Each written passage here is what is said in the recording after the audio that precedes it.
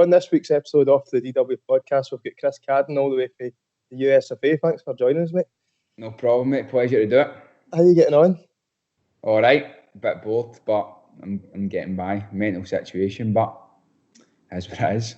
What is life like in America just now? It's all right. It's pretty. We've just started back sort of individual training, so that's been good to sort of be able to do that.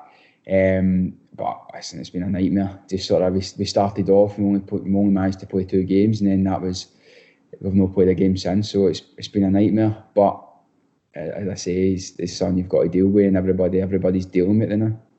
Totally. And you're quite settled over there. Are you feeling American? Are you missing home, or what's it like?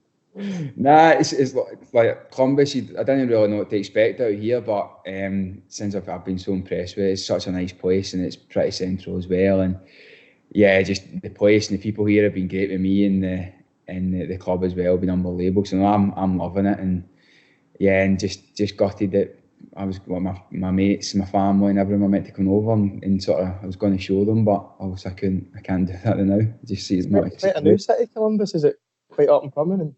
Aye, so that's what everybody says. Like if you talk about Columbus to like Americans or people from Columbus, they say it's proper up and coming. It's getting busier and things like that. And listen, I've loved out here. It's quite chilled. There's good places to go and eat, and that's the main thing for me. And the weather's getting pretty nice now, which is ideal. It's quite a cold bit in America, though, isn't it? Aye, when I came here in January, stepped off the plane. Jesus, it was freezing. Scotland. It was a different type of cold, you know what I mean? It was like proper ginty. It was freezing, but now it's starting to get warm, which is nice. That's good. But we'll come on to your Columbus career. I say career, you've only played a few games, but we'll come on to that later on. We'll go back away at the start. I know there'll be loads of Motherwell fans watching this as well, and fans of other clubs that you've been at, maybe Albion Rovers, etc. So tell us how you started playing football. I find it really interesting as well, because you've obviously got a twin brother that plays football, and there must have been a bit of competition in the house. Yeah, of course there was. It was not just my dad.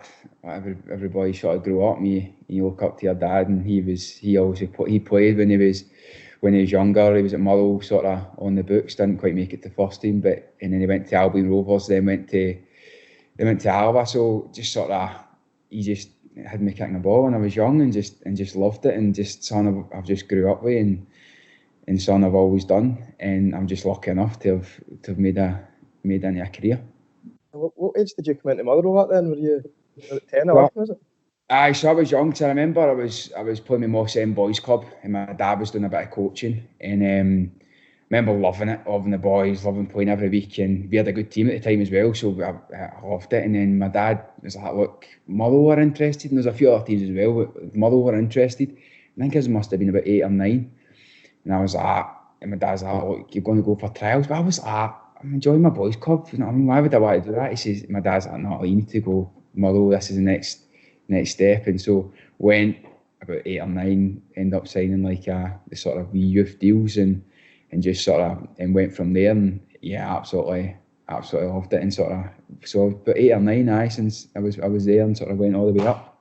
And what about your brother Nicky? Was he similar? Was he start as young as yourself, or was? Aye, so we signed the same day and all the way through the youth. So it was me and him, mainly me on the right and him on the left. So it was good for that. And my dad did coaching with us as well, because Chris McCart, who was the head of youth at the time, knew my dad, and he said because obviously my dad was dropping me and Nicky off at training every day and picking us up, and Chris McCart just said to him, look, why, if you're going to come here, then why not do a bit of coaching and get your coaching badges and that? My dad's like, ideal. So my dad helped us.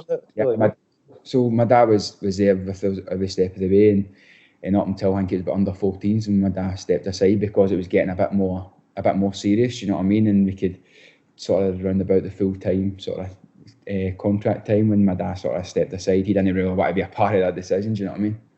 Did you play for the school team as well? Were you in the team with the ladies? Or? Aye, played with the ladies, loved it, played with my mates and that, and I played as many games as I could, and Motherwell weren't too happy, but I was, whenever there was a school game or a good Scottish school Scottish games, and I played for the Scottish schools as well, and just whenever I could, whenever somebody offered my game of football, I'd be there. And then it was getting at that stage, I suppose, when you were the under-20s and you were breaking into the first team, and then you went on loan to Albion Rovers, so Is that more a case of just getting yourself some more game time and playing real football rather than 20s and reserves?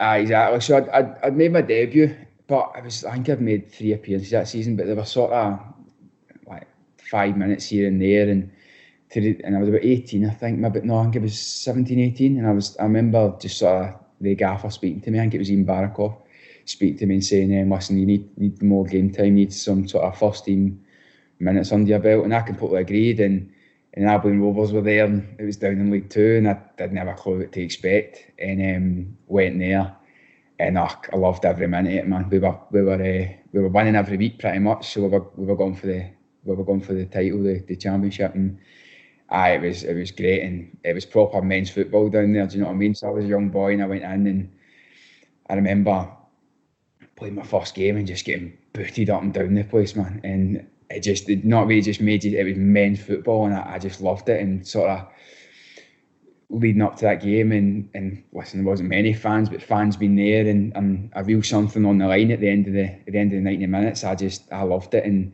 so obviously once I came back, I didn't want to go back to Twitch football. That was me. I got my taste of first team football, and I wanted to kick on. I suppose it makes that wee bit hungrier as well, doesn't it? Once you've experienced real football, you think, I'm not going to play with the kids again. That's me a football player now.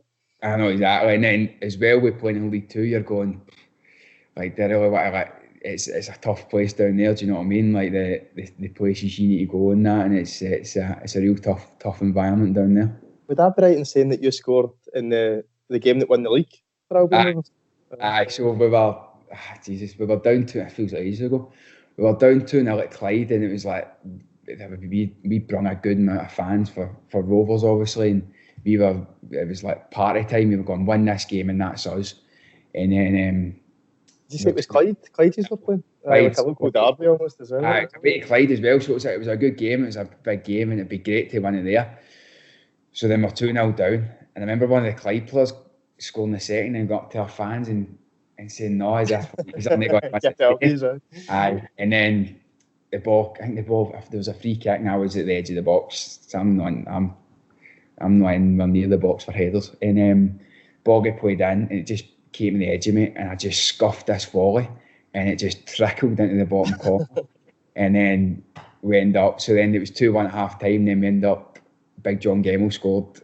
This is to make it 2 each, and then Fisher scored the sort of cross in the top corner, and then wow, what a day, man! It was brilliant. I loved it. My family were there and that, and ended up obviously scoring that day, and then we ended up lifting the title, and then going out that night. It was just mental, man. Where were the celebrations? You didn't go up the main street in Coat Bridge, did you? We went to the Coat Bridge. What did we do? So basically, because we kind of knew if we won the day, we'd have won it. So we're in the changing room, did the beers and that set out, did that, and then so it was like. So this is like, I was young at the time, do you know what I mean? So it's but men there, and they're good drinkers, so they're away into the town, and where did we go? I think we went to Light. No, went to District, sorry. That's where we went to Metropolitan and then District, and just out with the boys, and the gaffer was there as well, so it was Darren Young. He was a gaffer. So was it Aberdeen? Derek was, yeah. He's young, and he was out with the boys, and it was just an unbelievable night, man. The boys together, and it was brilliant. Loved it. I suppose it shows how much it means to a couple like that as well, because it's easy enough for me to say we're in a bigger team in Lanarkshire, but I think you look at Albion Rovers and you think, they're just a wee club, but see for the fans that are there, regardless if it's 200 or 2,000, it mean so much to them, wouldn't it? I loved it, and the next home game when we won the league, and people came out, and it was a sunny day, I remember, and it was brilliant, and they absolutely loved it, and you can see how much it meant to them as well, so it was great to do that. Was there a celebration the next day then? In the town, or was there no? No, there wasn't anything. There wasn't anything like that. No. But it was just the Saturday night. I think some of them maybe continued to the next day. And then you came back to Motherwell, and you were almost straight into the team. Would that be fair to say? Aye. So what happened was Ian Barakov was still the gaffer, and it was coming at the end of this summer transfer window, and had the Rovers gaffer and the skipper on the phone to me every week. Going, Cad, you coming back? And I was getting left out of squads, I was on benches, and they're texting me going, Cad, we need you back, like, you can get another 6 months out here, things like that. But I remember... Who was the captain at Albion Rovers? Dunlop, Big Dunlop. He was so he was there and he was texting me, and he was great with me, to be fair. He was great when I was there, and he was texting. But I remember staying strong and just going, look, I want to play Motherwell's first team. That has been my goal since I was 9. Do you know what I mean? To play Motherwell first, and that's what I want to do. So it was the end of the transfer window, and Ian Barakoff phoned me and says, look, Albion Rovers be on the phone. I want you to go there again. I remember saying, Gaff, I don't want to go. Like, I want to play in your first team. That's what I want to do. And he says, nah, I think you should go on loan. I think you should get more minutes. He says, you won't play here the now anyway. And I'm going, nah, I want to try and fight for my place, Gaff. I'm going to stay. And he says, right, okay. And that was that. And like, I just sort of left it at that. So he was sort of wanted me to go as well. Like, he was trying to help me with my career and get me more minutes and that. And he seen how much I improved when I was out there. But I was so convinced that I could play in the first team that I stayed. And then. Is that a bit awkward then when you went back and seen him and you thought, he's not really got me in his plan, and you're trying to prove him wrong, I suppose? Or? I know, it was all right, but I just got my head down and worked hard, and that's all I could really do. And it's just I had that sort of belief that I could go and do it, and it was he ended up getting sacked, unfortunately, and it was Mark McGee came in and he gave him a chance. What did you think of Barakoff when he was there? What was your opinion? It was good. It was good. It was a good coaching stuff, and it was him and Stevie Robinson were good together as well, and just unfortunate really. It's always going. He was a hero in Motherwell's eyes for doing the playoffs. You know what I mean? And that's something he had a job that year and to keep him up, and that's what he done. So that was he'll always be remembered for that.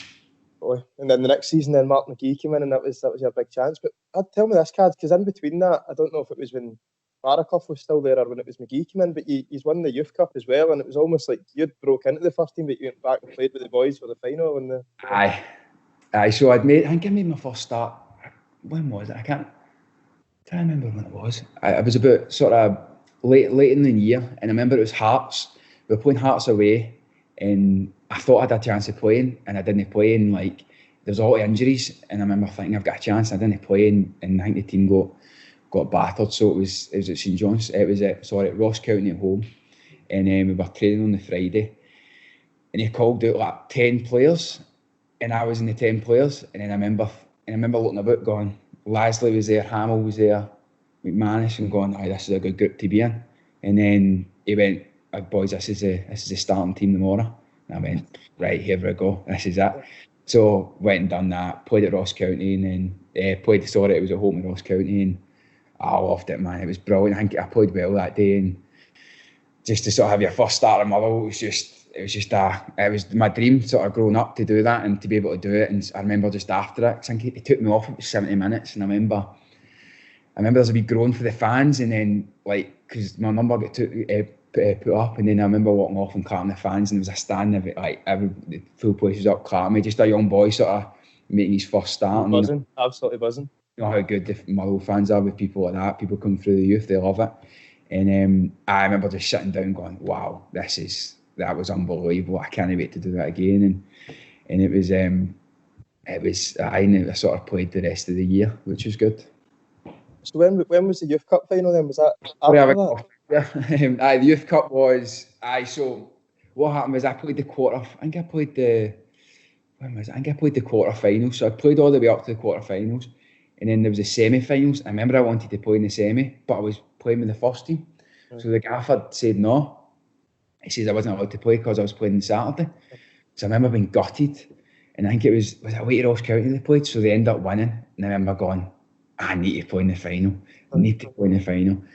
So then I remember going to Mark McGee and going, Gaffer, like, can I play in the final? Like, is that all right? He says, I'll think about it. And he came back to him, and then ended up saying, aye, you can play, that's all right. And I remember being buzzing for it, man. It was just my sort of first experience at Hampden, and what a group of boys that was as well. We Dom, things like that, Robbie Leach, Dylan Mackin and that, Ben Hall. It was a great group of boys, man, and it was unbelievable, and to win it was great, man. I remember going in that night, and there was a good Motherwell crowd actually. It was Hearts you played, wasn't it? And aye. And some of the goals were absolutely brilliant. Aye, like we Rob each cut in, put the ball in far corner, big deal. Oh, it was. I scored that. Well, I didn't score. I went to cross and half a and I claimed it, but ran away nicely. But no, it was an unbelievable day, and all my family were there, and it was great for all them as well. And the Motherwell crowd there was brilliant. It was sort of my first days at Hampden, they say, and it was brilliant. Did you captain that team? I captained the team, so I felt a bit bad going into the back into the team and taking the captaincy, but Craig obviously spoke to me and wanted me to be captain. I was never going to turn that down. That's funny. Did you get any stick for Dom and the other boys for coming back in and thinking you were big time to take the captain? They were happy because it was such a tight knit group. Do you know what I mean? Like, we were so close, and all the boys sort of coming up through our 20s, like the boys were brilliant, and the people you meet and the friends you meet were like they truly are the best days of your life. And coming in every day and sort of doing everything together and trying to make the first team together is great. And so no, they weren't like that. They were happy for me to come back.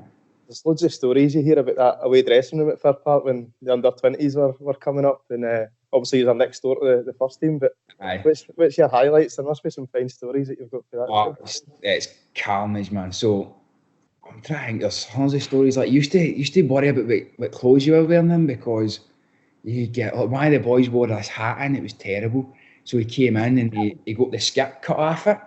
So he just looked like the Pope hat, do you know what I mean? And he was raging, and like used to get your clothes cut, your wee nipple holes cut in your t-shirt, and every day people's clothes would go missing up in the gantry, up in the south stand. And I remember I got my first car, and it was a wee Corsa buzzing, so I didn't need to walk to training anymore. So I got my car, buzzing, drove in, parked it up, went to train, came back in, had my shower, went to jump out the car park, car's away. I'm like, nah, no chance. So I'm literally running about Motherwell trying to find my car. Run about down the upper crust, run about up to Now Top, run about the Greggs, trying to find my car. And I'm thinking, where on earth could they have put it? So and I was running about, and then I was up at the Rex Cafe, and then I ran down and see the doctors behind that car. It was sitting parked there. I find my motor.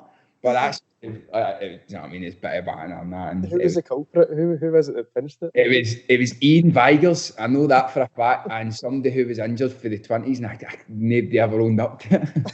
That's hilarious. It was an unbelievable dressing room. And then when you were back up in the first team, we'll skip forward a wee bit, because you established yourself for the next season, and was that the season where we finished second in the league? Up at Aberdeen in the last day of the season? Oh, that was my first year in. Aye. And that was my first year, so that was I didn't really play that year, so that was when I was coming off the bench. But then up at Aberdeen it was amazing, what a day. So I didn't come on that day, but it was brilliant, loved it, and then obviously the goal at the end, and still to this day the best bus journey in my life, man. It was brilliant. It was just a great day for everybody involved. There was a lot of experienced pros, I suppose. You had, like, say, Lasley, Hamill, McManus, McFadden. Was that a big influence in you coming through? Did that give you a bit of confidence? Did you ask them for advice and the like?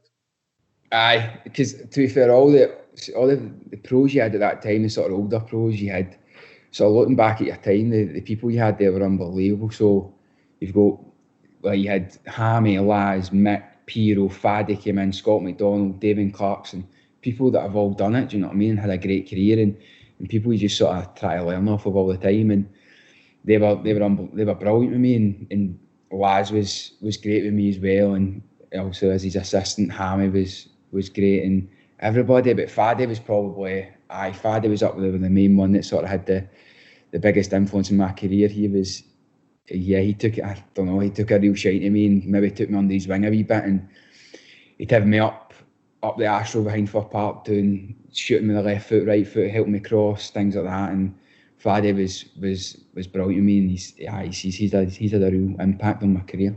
How does that come about then? Would you say to him, listen, do you want to do some extra training, or would he say, right, Cads, after we're finished, we're going up the Astro? And I don't know, like, Faddy I just took a bit of shite to me, I think, and I don't know, he liked me, and it was maybe him driving and me driving it as well. So after training, I'd be like to Faddy, right, can we do a wee bit? He'd be, no worries. And then maybe I didn't fancy it. He'd be, right, Cads, we'll do a bit. But right, so no worries. And he's honestly, like, I'm just getting forward a wee bit when I have big decisions in my career, like the move away from Motherwell, things like that. I phone him, ask him his opinion, ask him what he thinks, and he's the real influence in my career. Does he ever talk often about his goal at France or any of his other highlights? Is he? Nah, he never really used to speak about it that much. But I remember him telling me about a goal for Everton, and it came up my Twitter the other day, and I remember YouTube. The one against Bagheera? Is it? It's one he flicked over the guy's head. Bagheera's head, aye. Because I remember asking him, "What's your best goal? France is your best goal, isn't it?" He goes, "Nah." He says that one. I remember YouTubing it and going, "Jesus, what a goal!" But he never really used to. He was never really like that. So you probably had to ask him more. But I mean, what a guy! Up there, one of the best guys you'll ever meet in football, and see when he came back as well and training, you could see why he played at the top level. He was so sharp and so good. It's quite refreshing, isn't it? Because I think often you'd think, these players have played at the highest level. I mean, McFadden's obviously not like this, but you'd think that some of them might think they're too good for the younger boys. No, Faddy was brilliant with younger boys. So he would like, as well, seeing he's telling you things. It's Faddy, do you know what I mean? So you're listening because he's went and he's done it. And I remember where I was when he scored the goal against France, and it's one of these boys when he's speaking, you've got to listen. Mm-hmm. When do you feel that you broke into the Motherwell team then? Was there a time where you thought, that's it, I'm a first team regular now? Is there a... It probably took me a bit longer than I thought, because I always thought I was fighting for my place a wee bit, but when I look back, so I think I played my first start around about the January, and I think I played all the way through. And then I came back that year, and it was also a big year, and I started, and I played pretty much the full time, but I was always felt as if I need to keep going, need to keep trying. It was probably after my first season, maybe I thought, yeah, I'm a proper... Maybe when I got the number 7 jersey, I think that was probably when I thought, that's me, official first team player, and sort of kick on from there. Good. And then I suppose throughout your career at Motherwell, you've had some real highlights. You played in both cup finals. Unfortunately, we didn't get there, but how was that for somebody that's came for their main experience being at Hampden in the youth cup final with your pals that you've played with growing up to playing against Celtic in 2 of the cup finals? I know, it was like, to this day, probably the best feeling after a game was the Rangers semi-final. It was an unbelievable day, and when Moti put in that second, it was still the best feeling after a goal I've ever had. And it was to play in the 2 cup finals. I just remember that. I remember the Betfred Cup finals a bit of a bluff on me. Like, I didn't really take it in as much. So when I went into the Scottish Cup final, I remember consciously saying to myself, let's take this all in, let's enjoy it, do you know what I mean? Because you don't know when you're going to get here again. And I remember the build up and things like that for the game just being great, and the full town was buzzing, and that sort of day, it was just, I've never wanted something so much to win that game, do you know what I mean? Just for me, my family, for the team, for Motherwell, just for the place. I've never wanted something so much, and so to not do it was... Celtic were a good team, weren't they? They've not done what they've done for no reason. So, but I just remember wanting it so much and being so gutted when it finished. You mentioned that cup semi-final against Rangers there. Obviously, Moult scored the 2 goals. What's it like getting into a game like that? Because obviously Rangers are at that stage in their comeback, I suppose you could say, where they're starting to look a bit better. The stadium was 3/4 full Rangers fans, and you seem to have that belief. I saw it. It was like my sort of first national semi-final or national like Hampden sort of being there. Like, I know I've been at a youth cup final, but it was a different experience with the first team. And like, first of all, when people complain about Hampden, I enjoyed it. I think the atmosphere is good. See when it's full, I think it's good, and I really enjoyed playing there. But obviously that game, we had a style of play that season, and it worked, and we were playing well. And when you've got Multi up front, it just, all you need is one chance. We knew that. We knew we had Multi up front. I mean, the guy's a finisher, so we knew that if we had a couple chances, he was going to take them. And because even call his second goal a chance, you know what I mean? And he's finished it. It was, so we knew we sort of in that team as well, and we were well drilled. The gaffer, Steelmen Robinson at the time, had us so well drilled, and it was, we just sort of knew if we got that chance and the players we had up the top end of the park, we could beat them. What about the Aberdeen semi-final? That was another cracker as well, wasn't it? It was totally overran them 3-0 and I remember really giving them down that day, and it was that was an unbelievable day as well. And I was a bit more calm going into that one, and sort of a bit more like feels as if we're more in control of the game. Like we'd probably say the full 90 minutes we deserved it, and we were the better team by far. But it was the Aberdeen semi-final was amazing, and to have that sort of Scottish Cup final in the distance and sort of be able to play, to know that's coming up was a great feeling. Talk us through what it's like then in the week building up to a cup final as a Motherwell player. What's going through your head? Obviously, both times, as I say, you were playing against the champions, double treble winners at that point or so. And is there a lack of belief, or people believing in themselves, or do you go through mixed emotions? How is it? Well, for me personally, the final, the Betfred Cup final, helped me a lot. So it helped me manage this sort of situation. But for me, the Scottish Cup finals, the bigger one of the two. So, but I don't know about you, but I remember walking about Motherwell and the place just been buzzing just for this one day, and like you're walking about and people are going, "All the best of the weekend" and all that, and can't wait. People texting me for tickets. I think so. We had 4 tickets per person, and to buy the rest. And I think it cost me money to play in the final because we had the win bonus, and I bought so many tickets. I had so many people there, and it was just everybody. There was a real anticipation. I felt as if we had a bit of quiet confidence going into it, sort of nothing to lose. And it didn't happen at the end of the day, but it was just. I just remember the build up. I remember taking it all in. I remember sort of looking, finding my family and things in the crowd, and remember sort of taking it all in a lot more and enjoying it a lot more. Just also gutted not to have took that one step further. I don't know, it'd just been unbelievable if we took that one step further. What does Stephen Robinson say to you before a game like that? Because there's obviously a lot of people out there, and I agree. I think he comes across like a fantastic manager. Seems, really one-to-one personal with the players. But what does he say to you when you're going into a game like that? So it's one thing with Stephen Robinson. He can make you believe. Do you know what I mean? He can sort of install that belief in a team, and that's what he done. I think he just sort of said, "Look, we've got nothing to lose here. We're going against the champions. They're going for treble. Like, we've got nothing to lose. So just go out and enjoy yourself, and just try and make it a day to remember. That's all you need to do." And that's what he done. And that's one thing Stephen Robinson done, was like he can install that sort of belief in you. And because we were so well drilled as well, we had a chance. And it just obviously they were the better team on the day, and the team they had, if you look at it, it's a good team, and we were always going to be up against it. Was there a story about him showing a video the day before, or in the run up to it, like an inspirational video or something? He did that a few times. So he showed that inspiration video, and then he showed us like all the goals leading up to it and that, and just like a bit of music in the background and inspirational stuff. And I think the meeting before it, was it that meeting? Was that the Betfred Cup final? And it was, I'm sure it was that. And that was all he done. He just put that video on, and then as soon as it finished, he went, "Right, boys, on you go." We left the hotel, and it was, do you know what I mean? It might have been before the Rangers game, I think. I can't remember, but it was one time. I remember, that's the sort of, he had that sort of hanging in the wall. Fired right up for it. Do you know what I mean? He knew he didn't need to say anything. And looking back in your Motherwell career, I suppose you played over 100 games, 115 games or so, maybe more. Yeah, so it's a dream come true for me. It was since sort of 8-year-old, I never thought I'd ever.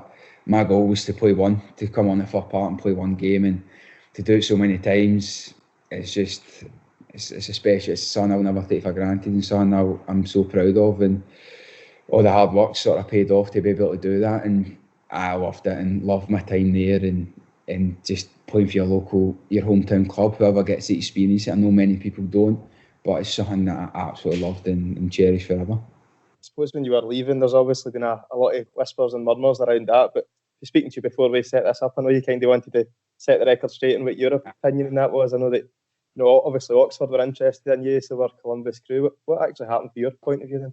So, right, I'm trying to remember all the story, because this is quite a long story. So, obviously there's been stuff in the press and that, and when you say stuff in the press and it comes out in the paper, it doesn't really come off of how you wanted to say it or whatever. So what happened was I was playing, so I was coming to the end of my contract in Motherwell, and I ended up, so I was in November, playing Rangers away in November, 11th of November, I remember the day, and I'd done my knee, and then so I go down to a specialist, CAD you out for 5 months. Jesus, like never experienced this for my life, only had really hamstring strains or whatever, a couple of weeks here and there.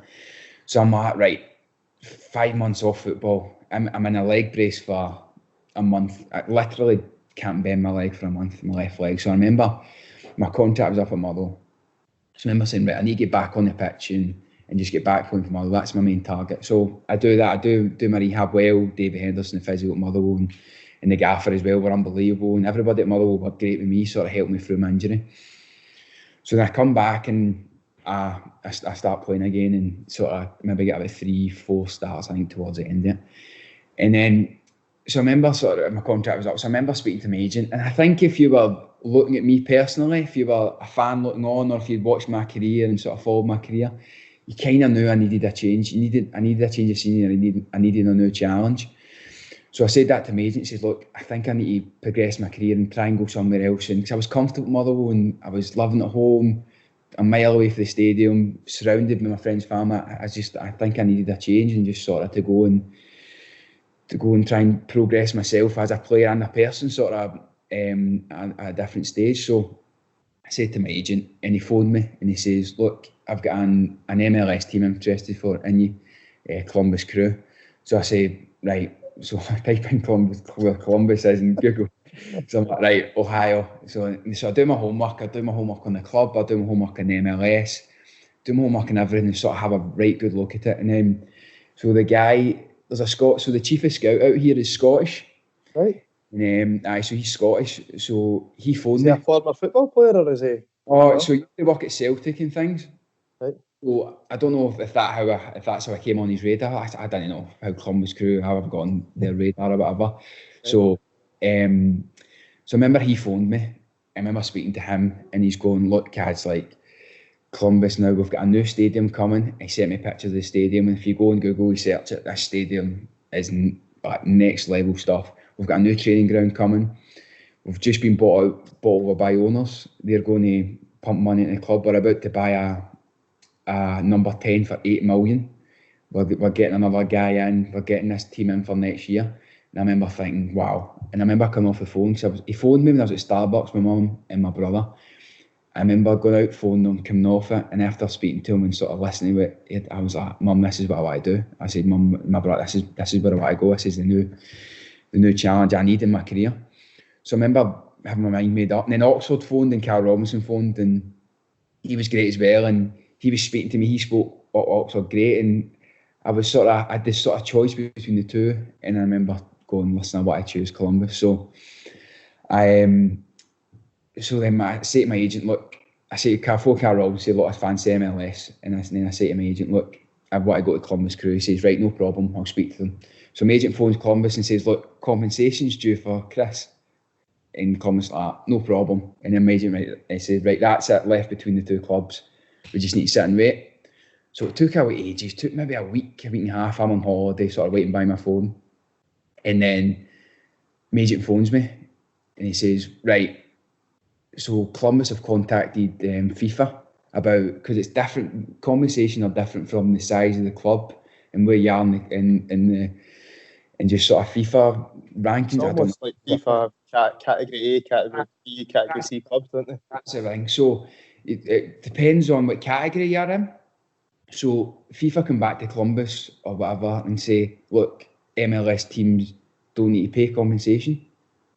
So my agent's like, so she phoned me and says, look, Cads, Columbus don't need to pay in for you. And I'm going, right, okay. But I'm not going to turn it down now. I'm not going to go, listen, I'm not going to take this. I don't want to go here. I've already made up my mind. This is where I want to go. I've proper made up my decision. I'm not going to turn back on it because of that. I'm looking after myself. Maybe but that's what I've done. And then, so it wasn't Columbus's fault, it wasn't Motherwell's fault, it wasn't my fault. And so then I end up going there, and that's just how it happened. And then the reason I ended up going to Oxford loan was, so I remember deciding, so after all that, Columbus says, right, well, my agent says, right, we just need to sort out salary and things like that, just sort of contract stuff. Says, great. So waiting a wee while for that, and that took about another week and a half, and 2 weeks, and then Columbus. So I remember the boy from Columbus phoning me again and saying, look, we only have 8 international spots out here for the full squad, and we've already got 8. And I remember thinking, so what you try? I says, just sign me here. I'm just about to sign. I hadn't signed yet. I'm just about to sign. Like, what was your plan? I said, so we're trying to trade a player away. We'll try to trade him by the end of the week. And I says, right, okay. So I'm like, if they don't trade him, then I think that'll be it. Like, I'm not going to go. So then they end up not trading him. So I'm going, right, that's it. I can't go there anymore. I'll just need to come back to square one. So when they phone me again, they say, look, kids, we've not been able to trade the player. We can't bring you out now. But so their season's March to October, so they were already halfway through their season. And they say, look, Kaz, but we want you out for next year, for the start of next year pre-season. So would you consider signing the now and then going on loan for 6 months? And I remember thinking about it and going, I've just came back for injury. I probably need games under my belt. Coming back, try to break my way into Columbus's team, then start them in October, having another break, and then going back in January. So going out on loan and playing that 6 months was probably the best thing for my career. So then it was sort of a simple process. My agent, so they phoned me and said, look, Chris, can we get Chris on loan? They phoned Oxford, you interested in him? Yeah. So then I went there on loan for 6 months, and looking back, it was probably one of the best decisions I made, because I absolutely loved my time there, and I played well, and Columbus see me as a right back, and so did Oxford as well. So I sort of played right back for the full 6 months, and I learned a lot there, and I absolutely loved my time down there. And the place was brilliant, the city, but the people there as well, and it was just a great club, and loved every minute of there. And then I came out here in January. I suppose for Motherwell fans that are watching, I think there was almost that scepticism there that, there was a dodgy dealing going on with Columbus and Oxford behind the scenes, wasn't there? There's been so much reported in the media that... I heard mental stories. So I heard that the Columbus owners and the Oxford owners were pals, and that's the way they were doing it. And I remember my pals saying, is this all true? I remember speaking to them and going, no, this isn't true. Like I remember my agent, him saying, do you want to do a bit of press and try and sort of explain yourself, because you've not done anything wrong. Like, this is just the way it's happened. It's not your fault. And I remember just thinking, the people that were closest to me knew the situation, and I knew my situation, and I didn't think I needed to explain myself. Do you know what I mean? And I knew I didn't do anything wrong, and I could sleep at night. Do you know what I mean? And it's good that I can do this to sort of explain it now. Like if people ever had that sort of doubt. And I think there's almost a bit of shame there, isn't it? Because obviously you were very, very well thought out, Motherwell, and for all that kind of come out in the press, and you must be sitting there thinking, oh God, I've had a great relationship with these fans. I don't want this to taint that. That was one of the main things that really upset me, because the Motherwell fans were great, and were great for me, and they helped me so much through my time. And even if I did have a dip, they were always great with me. And I don't know. It's just because I'm from there, and it was, even when you meet people in the street, they treated me honestly like I was amazing. But like that's the sort of thing I didn't want to leave Motherwell with that. And the tweets were coming in. I remember getting tagged in tweets, getting called a rat and everything. You know what I mean? And I remember just sitting there. It upset me. Of course it did, and that's not the way I wanted to leave. But listen, that was the way it happened, and I knew that I didn't do anything wrong, and that was just the way it fell, and it was upsetting seeing people like that, and that's not the way I wanted to leave, but that's the way it happened. Have you been back since? Have you been back to Firth Park? No, I've not been back since. You need to wear a mask, Cadge. You need to get a mask on. I know. I literally don't know how. I'd like to think they'd be all right. I mean, I'd like to think so, and like obviously, still, for every one tweet, there's 10 amazing tweets. You know what I mean? And you always sort of focus on the one. But like, I'm sure that they'd be great with me, because the way I know the way they are, and sort of what Motherwell fans are like, and I'm sure they'd be good with me. But there might be that certain group that aren't, but it's nothing I can do about that. I think they'll be shocked you're a right back. How did that come about? I know. So I remember Stevie Robinson telling me, I was about 3 years ago now, saying, "Kids, I can see you as a sort of a right back. I can see that's where you can play and kick on your career." So I remember, before I got injured, that's where I was playing.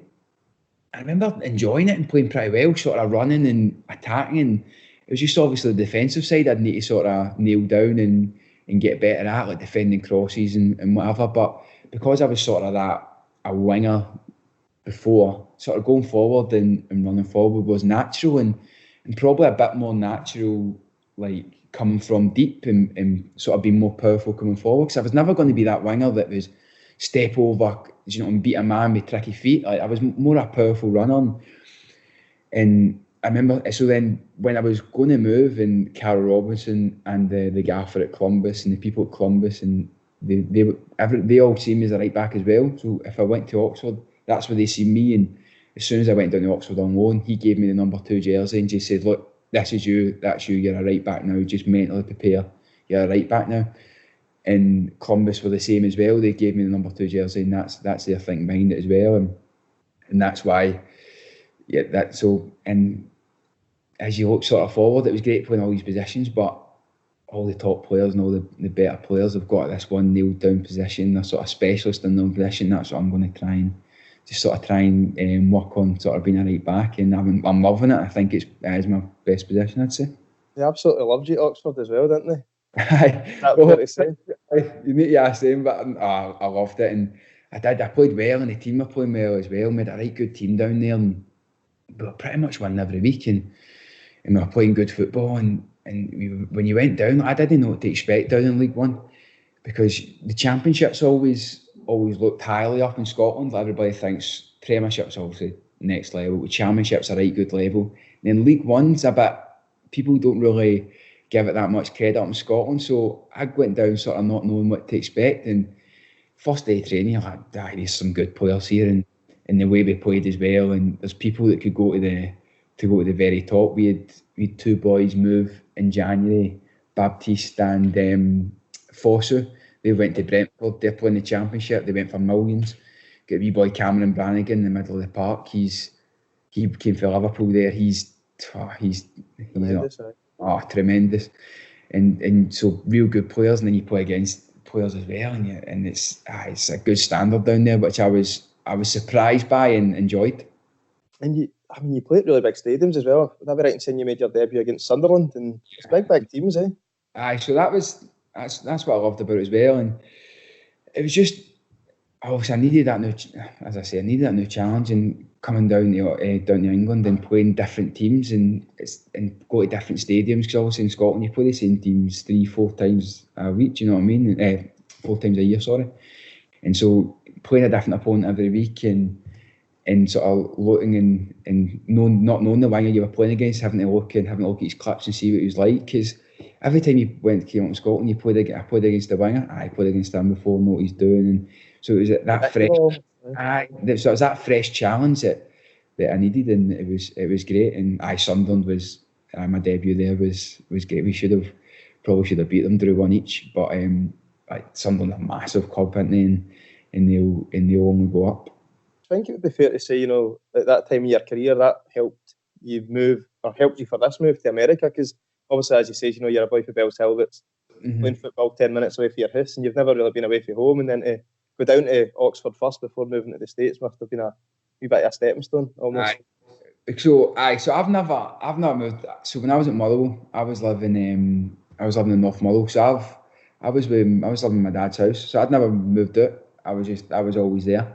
And so moving to Oxford the first time I'd moved out my house. So like learning how to cook, learning how to clean, learning how to everything. Do you know what I mean? It was just a new experience for me, and I don't know what I'd have done coming out here, as if my first time moving out of the house was to America. So Oxford helped me massively and helped me adjust to sort of being away from friends, family, not being up at the weekends and not seeing my girlfriend every day or whatever, and my mum and my dad and that. So it really helped me sort of off the park as much as on the park. What are the fans like at Oxford? They've got a wee group there as well, don't they, that get the atmosphere going? So they're good. It's weird. So there's only like there's only like 3 stands there, but they're quite big stands, and so I remember we played Man City. It's not quite Hamilton Accies then. It's not quite Accies. Jesus, don't miss that place.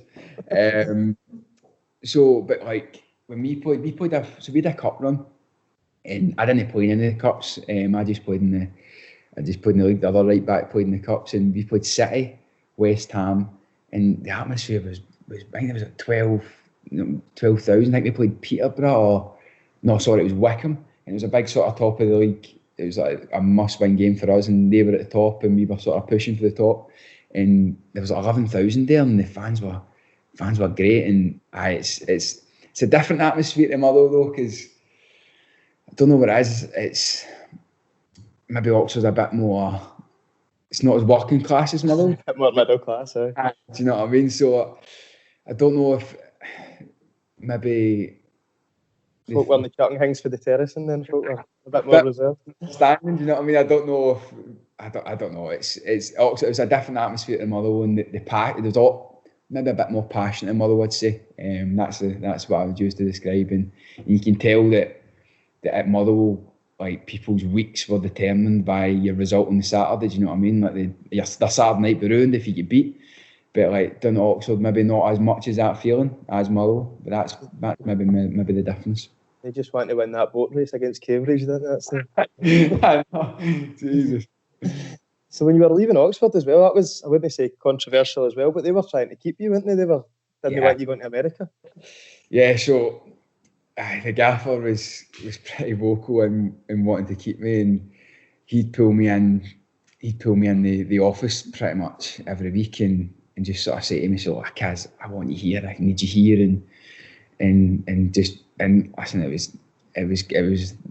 was a compliment to me, and it was a real honour that he wanted to keep me there, and I loved it as well. And if I'd stayed at Oxford, I'd have no problem with it. But I'd always had it in my mind about Columbus coming out to MLS and sort of trying my trade out here, and that's what I made up my mind. Sort of that decision, sort of after that phone call, that's what I had my mind set on. And once you get your mind set on something, it's hard to change it. And it was, they wanted to keep me. I think they made a couple bids or whatever, but Columbus phoned me as well, and they said, look, we're not really entertaining any bids. We want you out here, and we can see you being a real part of our team out here. And it was good to hear that as well. But no, listen, if I stayed at Oxford, there'd be no problem. But like Columbus was the one that I wanted to do.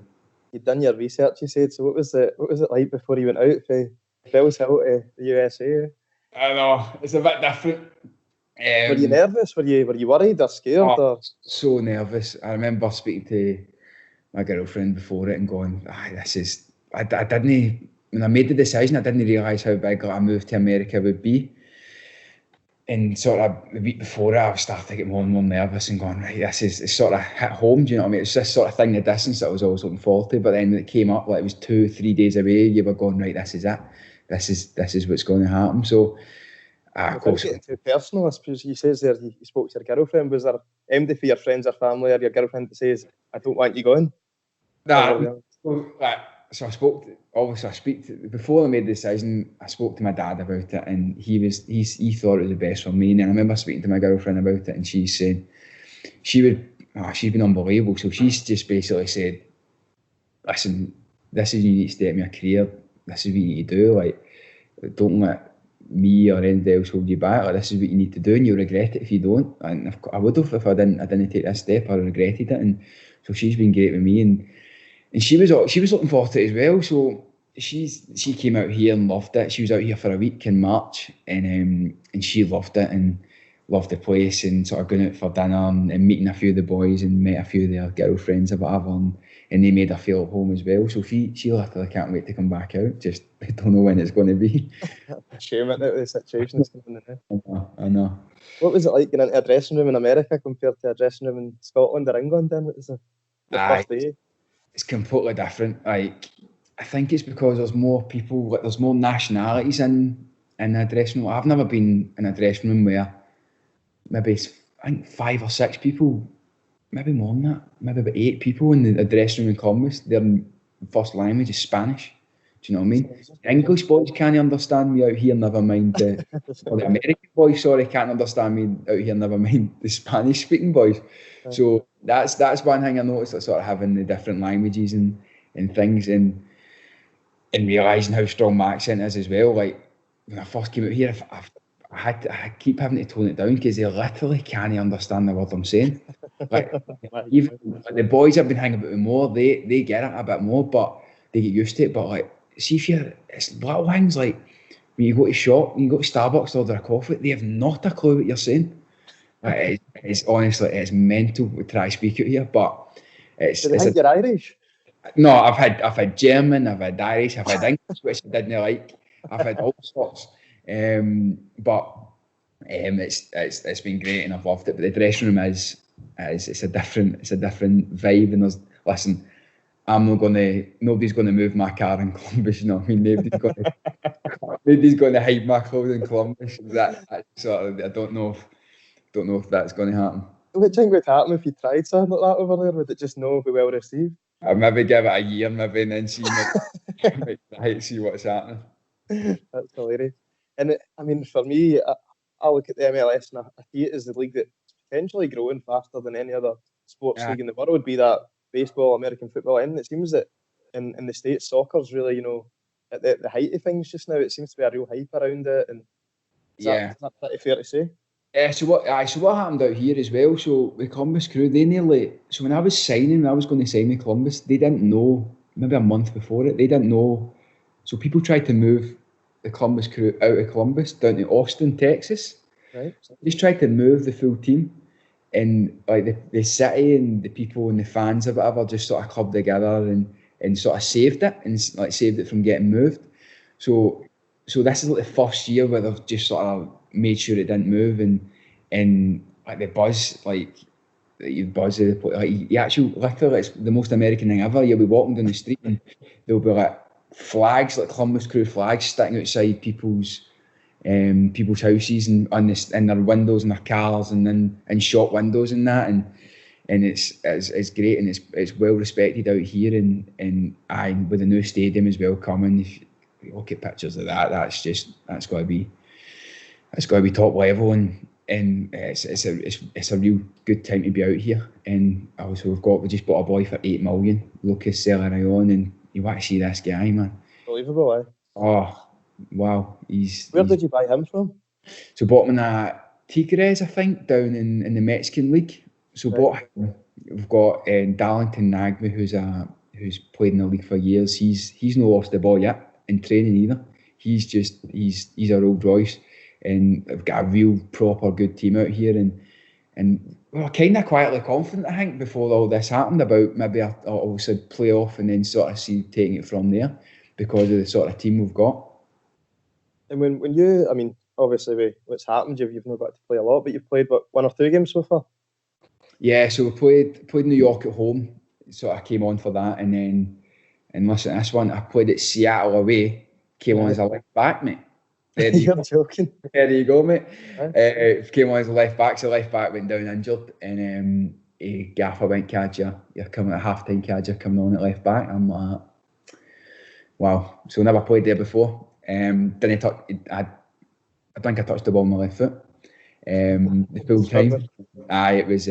Actually, it was like down at Seattle. There was about 35,000 there, nearly 40,000 there. Do you know what I mean? They've got a great support as well, don't they? It seems like similar probably to Columbus. The community's really bought into it, and Seattle soccer's probably the biggest sport. Right? So like there was 35, and that was the Corona pandemic sort of kitting out. Then it was the main place was Seattle and USA. So I was a bit like, I'm going to come out here and there's no going to be anybody there. But you walk out and it's like the NFL stadium they play at.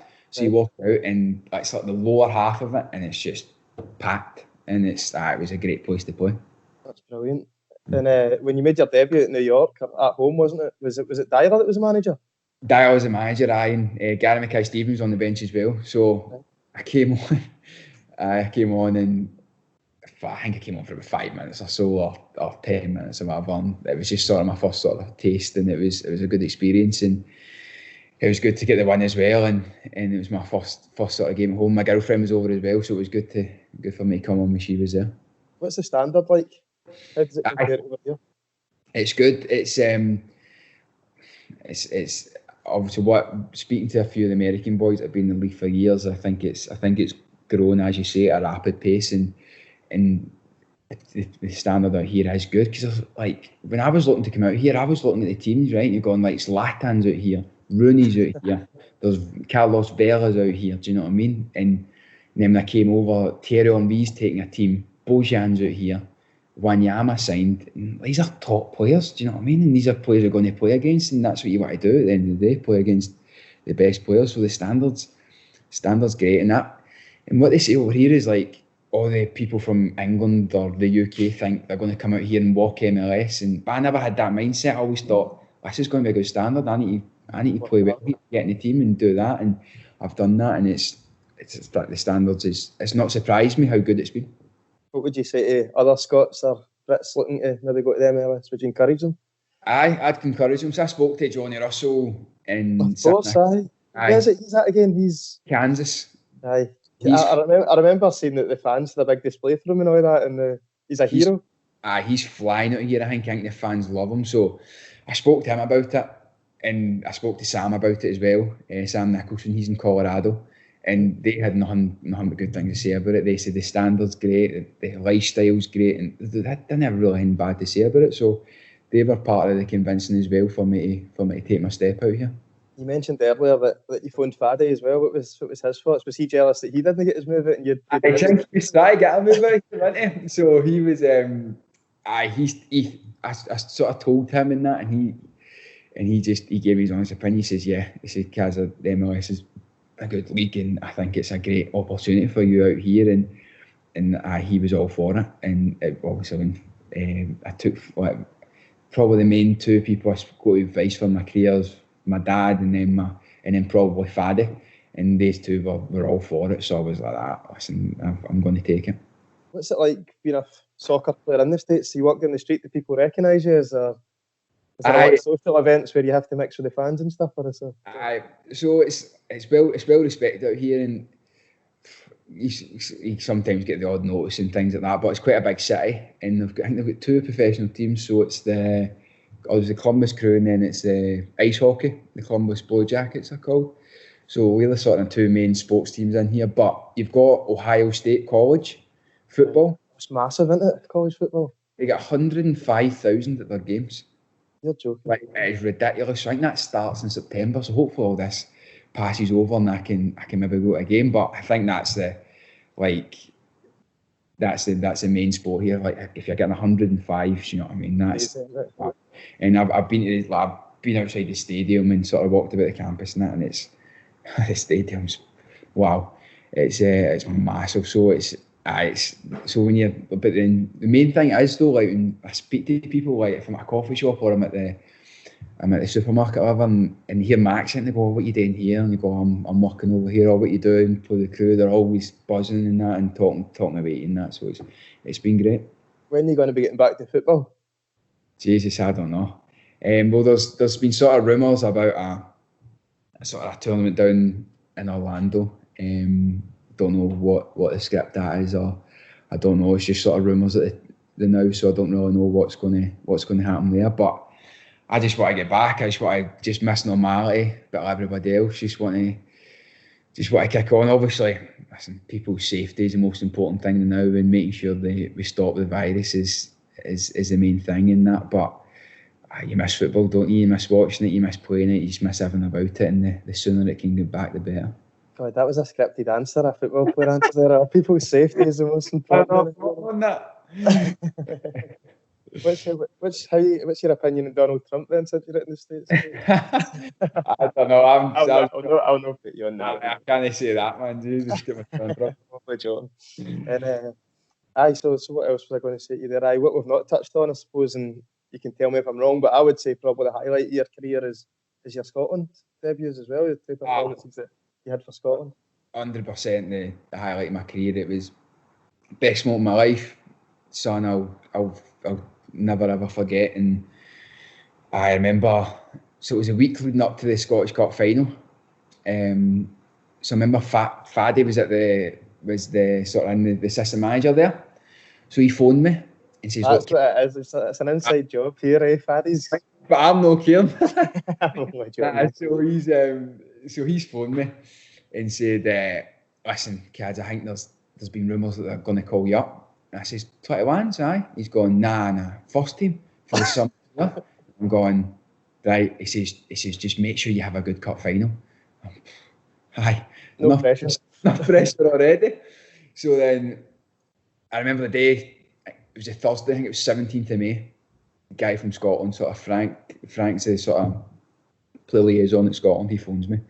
He says, look, I'd like the honour of calling up to Scotland. And it was not where it's a real surreal moment. So he phones you and then you hang up the phone and it's like a thing you dream of. Like you phone your dad, you go, listen, Dad, I've just Scotland. They've just called me up for Scotland, or my mum, my gran, everybody, my mates. It was just a real surreal moment, and it was something that it was one of the best moments in my life, and something I can't describe the feeling of getting that call. And so I remember it was the Saturday we played the cup final, and then we were going away to Peru on the Tuesday, and I was just meeting the boys and that, and going away to Peru, and so going to Peru, and I remember leading up to the game, I was on the bench obviously, and I just wanted minutes, 5 minutes, a minute. That's all I wanted. That cap under your belt. Captain, and that's me. You can send me home.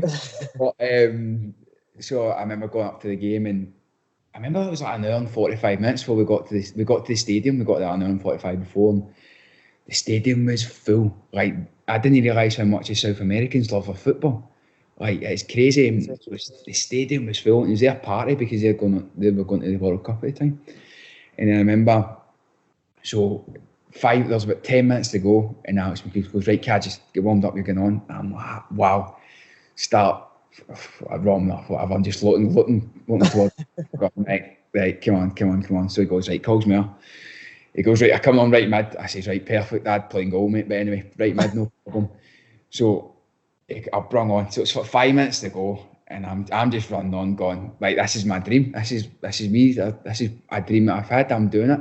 So I'm running about. 3 minutes go by, 4 minutes go by, and I'm going, right, this is my dream. I'm living my dream. And then I go, I've not touched the ball yet, right? Something like that. And I'm watching, it's 91 minutes. I'm going, right, I need a touch of the ball. So the ball went out for a throw-in, and Stephen O'Donnell was the right back at the time. And I remember thinking I was the right winger. I remember, I'm going to take the full back away. I'm going to show, and I'm just going to pass it back to him just for a touch and complete the pass, hopefully.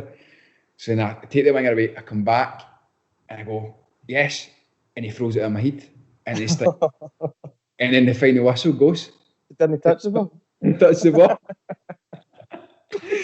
So I'm like, wow. But listen, I remember going, and my dad phoned me after it, because it was 7 at night, so it was like 4 in the morning or something back home. My dad stayed up to watch it. And he remember phoning me and going, "This, well done, mate. That's brilliant. It's a dream come true, but did you touch the ball?" And I'm going, "Dad, I didn't get away." And he's gone, "Bro." So he's, aye. But I remember sitting sort of after the changing room, and in the changing room after the game, and just sort of, it was a weird feeling. It was a sort of relief, and a sort of, like, I've just done that, and that's something that nobody can ever take away from me, and something that I'm so proud of. And even though I didn't touch the ball, it was a great experience. You had the Mexico game coming up the same week, wasn't it? Is it? Yeah. So we flew to Mexico, and then remember we went to view the stadium before it, and it was Azteca. So you go to this place. You know, wow. See for me, kids, that's probably one of the most iconic stadiums in the whole world. It's your Maradona hand of God, isn't it? It is just so much history there. Do you know what I mean? And do you know there's a Motherwell badge in the place? I remember. Did you put that on Twitter? On Twitter. So like when you walk in the bus, and there's it must be, I don't know what it is, but there's a big corridor, and there's so many club badges, and I'm sitting there and walking down it. Nah, Motherwell badge, right? I'm like, brilliant. So that was great. And then we play Mexico, and wow, they were I thought Prue were good. These guys were, they were unbelievable. And so, and I was on the bench again, and then I came on about 50. So I remember I came on, right? I couldn't believe this. So I came on and you touched the ball. I touched the ball. I actually did all right, but I had a shot and everything. But so one thing about this decker, right? When you go, it's so high above sea level, so the oxygen levels are so low. So one of my main games is running about and putting energy and things like that. Like it took you double the time to recover for a run because you couldn't breathe. And then I remember I was coming on to centre mid, and Marquez, remember the boy for Barcelona, the Mexican boy used to play Barcelona, ponytail. Marquez, the Mexican boy. Yeah. He's coming on the same time as me, but he was 39, right? Right. So that's surreal, though, eh? That must be. I was looking, going, wow. So he came on just in front of me, and he always was sitting in front of he was sitting in centre mid as well. So Faddy, when I was just about to go on, Faddy came up to me and says, "Look, Cads, Marquez is on. He's 39. Run away for him. No problem, Faddy." Honestly, mate, I couldn't get near this guy, man. Oh wow! I remember during the game going, imagine him 15 years ago. He was great, but no, I remember coming on and obviously touching the ball and doing all right. It was a bit of doing, but it was a experience I'll never forget. And to play in the Azteca as well, there was 90,000 there, and they were got the World Cup. It was their last game before the World Cup as well. It was that good atmosphere. Wow, the atmosphere was on another level, and sort of looking back and this sort of time to look back on that was just it's something you'll never forget. What did you do with your jersey? Do you keep them or did you swap them? Did you try to Marquez or did you? So I was raging about so all my pals and that and my brother were raging I didn't swap any jerseys, like I didn't get Velas or Lanzanos or anything like that. But I wasn't giving away my Scotland jersey, do you know what I mean? Like I kept the two things. I wasn't interested in trading with anybody. I said to Kitman, look, what Cadden tops you've got, give me them. That's all I want. And then so I've got the strips framed in my house back home in my bedroom and sort of the pendants from the games and that. And it was you're looking at it, it's great. See, when you're going to play at a stadium like that, do you think, oh God, Maradona's played here, Pelle's played here? Do you look up old goals, or do you look up the stadium in advance, or do you just think, I'm going to play for Scotland and that's more important than anything? You sort of kind of, it's sort of more as you, after it, I sort of done that. I looked at all the sort of history and things like that from it, but when you look at seeing the stadium, so it's so weird. So like the low level, there's no really any people at the low level. It's like more like boxes and that, but like high up, it's raised. High up, it's so raised, and they're so high, and there's so many people in the outer rim. It is just, you honestly need to experience it. It's one of the ones where you look about and you generally go, wow, this is a proper stadium. Amazing, eh? It was great. Do you think that playing in the MLS will give you more opportunity then to try and break back into the Scotland squad? Is that part of your pathway? Or? I would never make a career decision that would ever affect my Scotland career. But that's, for me, that's the pinnacle of anybody's career, is playing international football and playing for your country. And I'd never make a career decision that would stop that or hinder it. Or if there was another decision to help it, I'd have done that. But seeing Johnny come out here and doing so well and playing and then getting, I think he's probably played more now than he did when he was like down south or whatever. So to see him doing that and to get games in, it's just sort of thought, if I'm playing well and Columbus are doing well, then why not have a look at me? Do you know what I mean? And sort of coming in as a right back to try and have a opportunity to get there. And it's something that I want to do as many times as I can, and something I'm hopeful to do in the future. It's probably an interesting point actually, because when you played for Scotland before, you were more playing midfield, weren't you? And I suppose now you're in that right back position, which is almost, I would say, up for grabs. Thank God you're not a left back. I know, no chance. But it's not just that though. That's where I feel as if my main strengths are, and sort of getting up and down and being an attacking full back. It's enjoyable, and I enjoy playing it, and that I feel as if that is where my attributes are. It's probably the best position for me. You're back training now in America. What else you doing with yourself in your spare time? You must have loads of spare time, considering, as you said, your friends, your family, your girlfriend's all back home. What do you do to keep staying? So we've started individual training. So it's the protocols are, you can't pass the ball to each other. The coaches are not allowed to throw the ball to you. You just literally, they give you a ball, set out cones, and you run about, kick the ball into the goal. There's a wee bounce. You know what I mean? It's not ideal, but it's a start. What am I doing? I've just been battering PS4 every day. So my pals they're all the same. They're all knocked down as well. So I've just been going on with them and just Call of Duty, FIFA, things like that. I've just been battering that, and it's a bit difficult for me because we're 5 hours behind. So about 6 o'clock, everybody goes off, or 7 o'clock. So once I have my dinner, about 7:30, 8 o'clock, I've got the full night for me. I've been able to talk to. They're all away to bed.